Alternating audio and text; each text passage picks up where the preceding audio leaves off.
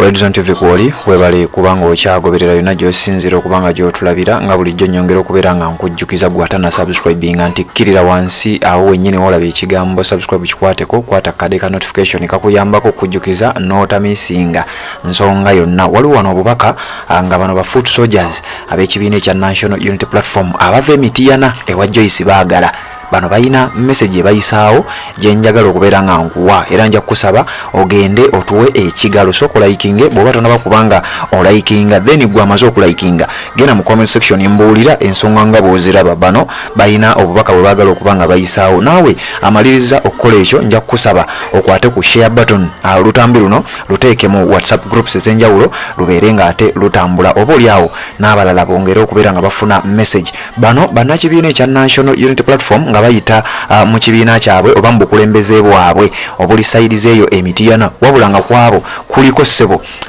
ne bannaddiini nga bulaba omusajja oyo wakati asazeewo naye yegatte ku bantu bano. Omusajja oyo okuzaako kemabega bamuyita Bishop William Tomusange bifaaki naye nga weeyo saidi ey'Emityana. Ono naye yavaayo n'agamba nti nze ndi wamu ne Robert Kyagulanyi Ssentamu era nja kutambula naye ng'omusumba. Era emabega kaawo bojjukira ebiseera ebisinga abadde nga ajja ku kitebe ekya National Unity Platform n'abeera nga asabira ab'ekibiina ekyo asabira abakulu mu kibiina era babadde bamutambulizaako nnyo amaaso. Njagala okutegeeza gwagoberera omukutu guno nti kati bali wali mu kitundu eky'Emityana boogerezeganya ku nsonga ez'enjawulo. Kkiriza nkuwe ebigambo byabwe then oluvannyuma nzije mbeere nga nkwongerayo. Bw'oba tonna subscribe nga kikole tubeere nga ate tutambula ffenna. Redzone TV kwoli webali kubanga okyagoberera. Nze Ssentamu Julius mu National Unity Platform okuva mu Lwengo district era mu constituency nibayita Bukoto South eyo gye mumanyi nga owali Kagabe yatulyamu ki olukwe. Era olunaku lwa leero tuli wano nga bammemba ba National Unity Platform okutukiza omuggundu ogw'okukunga okwagaza bannayuganda bonna gye bali ekibiina kyaffe ng'omulimu guno tugenda gukola mu bumalirivu obw'ekitalo ng'ate tukola omulimu gwa nakyewa. Era bammemba bano abali wano tuva mu districts ez'enjawulo mu constituencies ez'enjawulo naye omulamwa ogutuleese wano guli gumu kwe kwongera okutumbula enkola ya National Unity Platform n'okujagazisa abantu okulaba nga tutwala obuyinza bw'eggwanga lino. People power, our power, people everywhere. NUP. So tulina ensonga eziwerako ze tugenda okusimbula nazo mu bitundu eby'enjawulo gye tujja. Muziwulidde districts zonna eziri wano.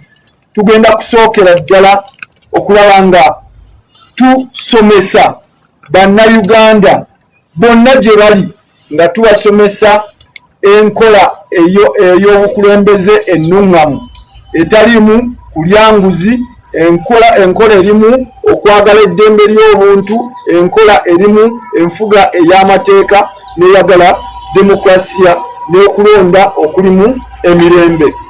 Ensonga ey'okubiri tugenda kukwataganira butereevu n'obukulembeze bw'ekibiina okulaba nga tukunga bannayuganda bonna gye bali bagende mu register yaffe.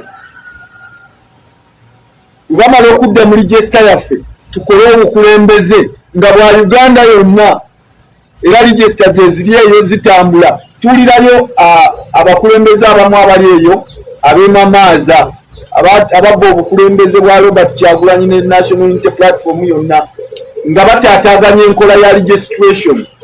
Kati ffeno tiimu bwe tutakulumako okutu tujja kusalako okutu, bwe tutakujjamu liiso tujja kujjamu eyalikuwa bwe tugenda okulijjamu ataataganya embeera ya registration y'abamemba ba National Unity Platform. Tujja ensonga endala tugenda kusomesa ba members mu ggwanga lyonna okwagala ekibiina kyaffe, naye ekikulu kye tugenda okwesibako ennyo ze values za party. Values za party zonna tugenda kuzitegeeza bannayuganda eyo gye bawangaalira party ya National Unity Platform omuli empisa ezo tugenda zisimbako nnyo ki essira. Tugenda ku nsonga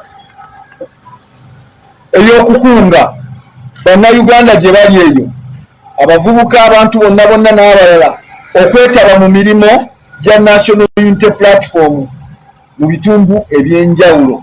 Bwe tugamba nti waliyo Foot Soldiers Tournament, ffenna bwe tugamba nti ba National Unity Platform tugenda mu bulungi bwansi, tugenda bukola olw'okuba abali mu local government baamala dde okizuula nti gavumenti yabajjako ensimbi naddala gye tulina obuwagizi n'abakulembeze ba National Unity Platform gye bali. Bwe tuba nga tugenda kukola bulungi bwansi, tugenda bukola nga tusinzira mu National Unity Platform nga bamembers abo bakungiddwa bulungi.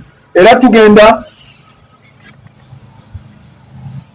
kubanja poliisi n'abalina obuyinza mu Uganda okulaba nga tufuna lipooti ez'abannayuganda abazze babuzibwawo, abazze battibwa.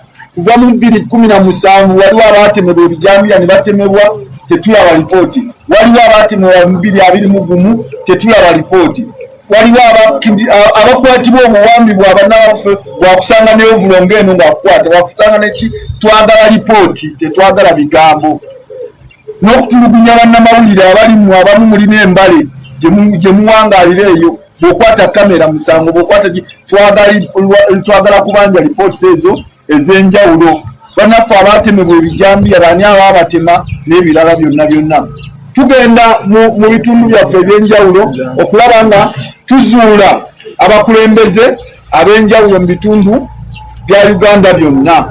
Abakulembeze abo bwe tumala obbazuula tubakwasa ekitebe kibatendeke good leadership oba obukulembeze obulungi obulimu ensa. Era abakulembeze abo bonna gye tugenda okuzuula mu districts ez'enjawulo mu bitundu ebyenjawulo, tugenda batwala mu ttendekero lyaffe eriri e Kamwokya School of Leadership. Twagala essomero eryo lijjulemu abantu abeegwanyiza obukulembeze n'ababulina, naddala abo abalimu ensa. Tujja batwala mu ttendekero lyaffe. Twagala okukola enkuŋŋaana ez'enjawulo. Twamaze okizuula nti abakulembeze baffe ku kitebe buli lwe basalawo okugenda okukola enkuŋŋaana ez'enjawulo, poliisi eba yabasazeeko dda. Kakati poliisi tugenda kugioverwhelminga. Bwe tugamba nti tugenda Mityana ng'olukiiko abakulembeze bakyabasibidde ku ofiisi n'awalala, fe tuba twalutandise dde olw'Emityana. Era Mityana tujja Bishop tujja Mityana eno ttiimu egenda kuziteekateeka ezo enkuŋŋaana. Oba mumuganye batemuganye ne Lwengo tujja. Lwengo ndezage mbamutandikira waliyo n'ekizibu kinene nnyo. Yo tusooke Kagabo tumutwale n'abalala tugende abalala. Ewo Wakiso tujja okukola enkuŋŋaana ez'enjawulo. Kawempe North tujja.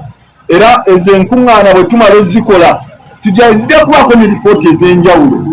Tugenda kukolera wamu n'abakulembeze bonna okulaba nga tuzimba obukulembeze obulimu ensa. Ensonga endala gye tuzaako, tugenda ffe bwe mulaba wano abamu balina obukugu obw'enjawulo. Nze Sentamu Julius nina masters degree mu ddembe ly'obuntu. Nzija ku School of Leadership okusomesa bannayuganda abali ku School of Leadership eddembe ly'obuntu. Ekyo tugenda kikola. Mu ttiimu eno tulinamu bannamateeka bagenda kusomesa abantu eby'amateeka. Tulinamu bannaddiini tujja kusomesa abantu eby'eddiini. Tugenda ebyenfuna byonna tugenda kubisomesa. N'olwekyo tujja kukolera wamu okugabanya obukugu bwaffe ne bannayuganda abajja mu School of Leadership ku kibiina kyaffe. Era tugenda kutukiza okugenda mu makomera ag'enjawulo. Buli komera lye tuwulira nti baasibiddemu omuntu naddala abadde mu struggle, tugenda kubanga tujjayo n'okubanja abo bonna be baasibirayo, okubayimbula obwatali bukwakkulizo. Ndoza kankaddemu olw'amawulire gano. Tugenda kutandika okulambula amakomera ago gonna ge baasibiramu abantu baffe, n'okuteekawo okubanja abantu baffe bonna abasibe okuteebwa owatalika kwakkulizo nakamu ate malolo okuwandiika bazadde bo oba baali bakola kimala kukola kikino tetwagala kwakkulizo bonna waliwo abalala abayinza okukikola naye ffe tugenda kukikola nga ttiimu okay? So tetugenda kwegayirira nze nni mulwanzi wa ddembe lya buntu ne ttiimu eno twakkiriziganyiza tetugenda kusaba bantu kutuwa ddembe lyaffe eddembe lyaffe lyabwerange twazaalibwa nalyo okay? Tugenda okulaba nga tulwanisa ebikolwa byonna mu Uganda ebityoloola eddembe ly'obuntu tulabe nga waliwo okussa ekitiibwa mu ddembe ly'obuntu n'enfuga ey'amateeka era mu kaseera kano saba munzikirize mpe buli memba eyeyanjudde gye muli buli memba eyeyanjudde gye muli njagala muwe omukisa.